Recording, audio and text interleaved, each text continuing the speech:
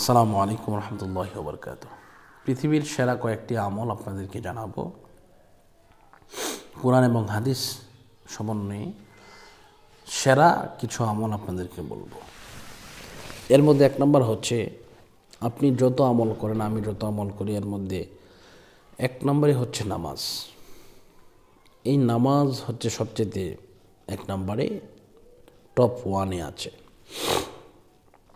দুই নম্বর হচ্ছে নামাজের পাশাপাশি নবীর উপরে দুরূদ শরীফ পাঠ করতে হবে। দুরূদ শরীফ কি? সেটা যে কোনো দুরূদ শরীফ হতে পারে, অথবা সবচেয়ে ছোট যে দুরূদ শরীফ সেটাও হতে পারে।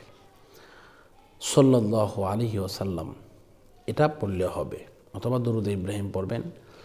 আল্লাহুম্মা সাল্লি আলা মুহাম্মাদ ওয়া আলা আলি মুহাম্মাদ কামা সাল্লাইতা আলা ইব্রাহিম ওয়া আলা আলি ইব্রাহিম ইন্নাকা হামিদুম মাজিদ।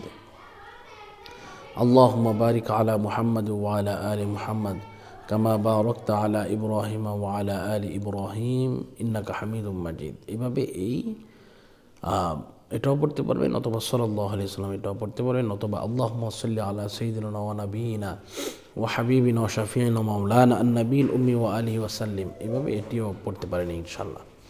তো এই দুরূদ শরীফ কালাম পড়লেও, এগুলো পড়লেও কি হবে, আপনার উপকার হবে। আপনি সেরা আমলের 2 নম্বর আমলটা আপনি করলেন। এরপরে আপনি যে আমলটি করতে পারবেন তা হচ্ছে, আপনাকে অবশ্যই মাথার মধ্যে রাখতে হবে যে প্রথমে নামাজ, 2 নম্বর হচ্ছে দুরূদ শরীফ, 3 নম্বর হচ্ছে দান সদকা। আপনি আপনার সামর্থ্য অনুযায়ী মানুষকে দান করবেন, সদকা করবেন, বা মানুষের পাশে দাঁড়াবেন, এটিও সবচেয়ে উত্তম আমল। তো এই 3টে আমল আপনি করবেন। 4 নম্বর আমল হচ্ছে মিথ্যা কথা বলবেন না, এবং সত্য এর উপরে সবসময় অটল থাকবেন।